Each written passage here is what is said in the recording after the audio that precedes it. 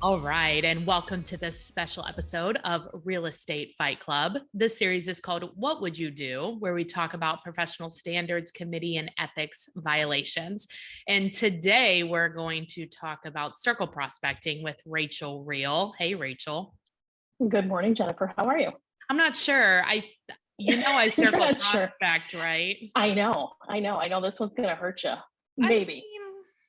mean, I feel like if you're not getting in trouble every once in a while, you're not pushing the envelope. Well, that is true. That's just how much do you want to push it? I guess I'm going to find out. All right. Right. We're going to find out. Okay.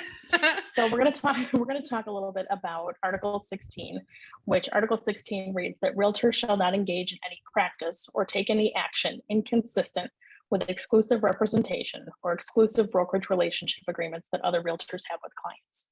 We all look at this and call it crossing the sign, really. So if you want to put it in very simple terms, this is the crossing the sign article. Okay. We all know that if there's a sign in front of the yard for illustrative purposes here, a sign in front of the yard, you're not to cross it. You're not to have a conversation with that seller about their listing, how it's going, whatever it is. Take that down further. Standard of Practice 16-4 says realtors shall not solicit a listing which is currently listed exclusively with another broker. Okay. Very straightforward here. I need to copy and paste that and send it to some realtors. Some people. I know what you're saying. However, if the listing broker, when asked by the realtor, refuses to disclose the expiration date and nature of such listing, the realtor may contact the owner to secure such information and may discuss the terms upon which the realtor might take a future listing, or alternatively may take a listing to become effective upon the expiration of any exclusive listing. Really? We don't ever really see. I know. Isn't that wild? Because no one ever exercises that. Because I will now. Right. So it's very interesting. We don't really see that all that often, because I think I can imagine as a listing agent, if my seller came to me and said, hey, Jennifer called me and wants to know when my listing expires so she can talk to me about it when this one expires. Right. I don't imagine that would go over very well. So we don't really see that practically used all that often. But again, we shouldn't be crossing the sign. So that's pretty straightforward. Yeah. Where it gets to be a little bit dicey sometimes is when you're using a dialer to circle prospect or market yourself or look for listings, whatever it is that you might be using it for. So there's a lot of different dialers. There's Vulcan 7, Red X, Cole Realty Resource. There's a whole bunch of them. So they all work in a little bit different, slightly different ways. Mm-hmm. But in theory, what they're supposed to do and what they tell you that they do is scrub their data to ensure that it goes against the MLS, and they pull out anything that's already listed to make sure that they're giving you accurate data. Okay. So in this particular situation, Agent A used a dialer to prospect for listings. Okay. Agent A contacts a homeowner who's currently under an exclusive listing agreement for the sale of his property. Okay. So Agent A has just crossed the sign. Yes. Seller Q's listing was recently canceled and relisted in order to give it some new life. So it had been on the market for a while. They did a cancel and relist to make it relisted as new. Okay. So the dialer that was used by Agent A had shown that the listing was canceled. However, not that it was immediately relisted by the same broker. That happens. It does. So what is an agent's duty when prospecting using a dialer? Let's discuss. Here is I knew you were going to love this one. I think there's some common sense here, right? Because this does happen. So first of all, when you're door knocking as a form of circle prospecting, usually put the disclaimer on the bottom of the thing, right? That says, well, when you're talking about door knocking, you're door knocking. So are you saying when somebody answers the door, you go into a verbal disclaimer? No, it's like on the sheet. Because I would like to see that. No, it's my name is Jennifer. I am not soliciting your listing. But how are you? How are you? Well, I mean, I guess you could just do your regular door knocking spiel, like for the reason that you're door knocking, right? Right. And then you could say, I noticed that you were listed or whatever. You could like go into that apparently. Well, honestly, that's a tough one, because I'm thinking you're still, darn well that you're walking past the sign to get to the front door. Yeah, but you're Now, allowed to ask when. that's only if you ask the agent and the agent refuses to give it to you. So you do have to Got go through it. the agent first and call and say, hey, when does your listing expire? I'll typically skip And I imagine if you once. did that too, you have listing agents that would go, well, I don't have to tell you that. And then you go, yes, you do. You I'm actually asking, do. the code of ethics says you do. Right. So Code you of can only ethics. approach the seller Number. if you've already gone through the appropriate channels with the agent. I gotcha. So Yeah. I guess door knocking, then it probably makes more sense just to skip those. Absolutely. When you're calling, if it shows as canceled, I mean, if they say, hey, we just relisted it, then I mean, I would be like, oh, great. When does it come back on the market? And then if we have a buyer, we'll certainly bring them by and be done with it. Mistakes happen. They do. And I think with this, it's challenging because you're relying on the data of a company that is telling you that what they're providing is accurate. Well, and it shows as listing in the MLS. It shows as canceled. Well, and it also shows as listed. I mean, maybe when you looked, it showed canceled. Well, in this particular case, it showed as both. So at the time that the agent called on the property, it had, if you put that address in the MLS, it was already active. Oh, Lord. I know you don't like this one. I knew you weren't gonna. That's why I picked it just for you. So the question is that agent crossing signs? I mean, it sounds like it. Yeah. Should we take a break? Take a break. You can think about that. Let me think about it. We'll come back and discuss. Okay. So our two partners I want to mention to you today is the first one is my coach, Coach John Kitchens. So if you're not where you want to be in your business, you need a coach. So what Monica and I have done is teamed up with John, and we are able to give you, and we're going to pay for 60 days of coaching with John. So this will help get your blind spots revealed. It'll help you get to where you're going faster, either more successful or not. Anyway, no, I believe in you. Just kidding. Okay. So all you have to do is go to trial.coachcode.com and then put Fight Club as your sponsor, and you'll get the free 60 days. And then also my number one lead source right now is Pipeline Pro Tools. So when you have to do a free demo with them so that they can show you how many, they're like a marketing engine. So they can show you how many ads you need up in order to get the deals that you want. So go to pipelineprotools.com/Fight Club for the free demo, the free playbook. And then you can decide if you think that's a good source for you. All right. So I think technically I'm going to go with, yes, they're crossing signs, but I think, I think that there's some gray area in how it's handled, but I mean, I think they are violating. Right. They are violating in black and white. They're crossing the sign. Yeah. They're violating the code of ethics. Do you think, would you look at it in a different light or perhaps under different circumstances, depending on what happened as part of that phone call?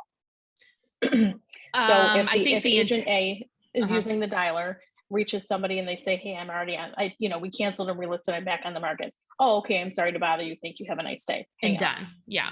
And done. Right. As the listing agent, would you look at that differently than if agent A contacted that seller, had that same conversation, but then continued to push and say, well, your agent obviously isn't doing a good job because you canceled and took a bit, and you're manipulating data. That violates another code of ethics rule. Well, I think that could violate a whole slew of different things when you're talking about making, derogatory comments about another agent and criticizing how people are working and their business practices and all that. Right. So that could certainly do that too. So do you think if you were sitting on a panel, do you think that the nature of that conversation that agent A has with the seller might dictate or might have an effect on how you would rule? If I was sitting on the panel, yes. And just because I think that intention and action matters. And I think that even though you can unintentionally violate rules, and this seems like that was not intentional, if everybody agrees that's how it was handled, but then I would be surprised that the complaint was there in the first place. I'd be like, what caused somebody to complain? Like something would have happened or else there would be no complaint.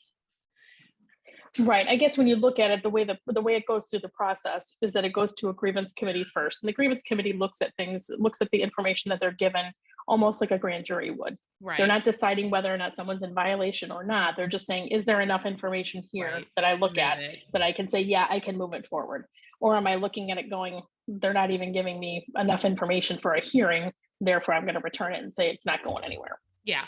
So in this case, the grievance committee did decide to move it forward, and then it's the hearing panel that hears everything, and makes a decision. I'm dying to know what they said. My eyes are in mid-roll. Go ahead. Right. So in this particular case, and I don't recall what the detail of what happened because this was quite some time ago, the agent was found in violation. Okay. And I want to say that there was some issue with the way the call was handled and the information that was presented by that agent in his defense. So that, you know what I mean? I think there was a lot of other circumstances that were looked at as part of this. But Rachel, this falls under, there's 3 rules. One of those rules is don't be a douche. Right. I love that rule. So, don't be a douche, if you're making phone calls or communicating with people as you should be communicating in any way. And because this can happen anywhere, right? Like it can happen if you generate through Facebook. It can happen if you generate through networking. Like this can happen. No, absolutely. No, you're somebody who uses a dialer. So when you're using a dialer, how does that work? What do you mean? So does the number pop up on your screen? Like I don't use a dialer, so I'm not familiar with how much time do you have as the phone's ringing? Do you know who you're calling? Yeah. Okay, so you know the name and the number and the address and all of that stuff. I know everything, and I know this. It'll say canceled. Okay, so at that point then, and I think this was part of the conversation too, was when you're in the MLS, do you have the MLS open and up when you're making these calls? Not always. Sometimes, but not always. Okay.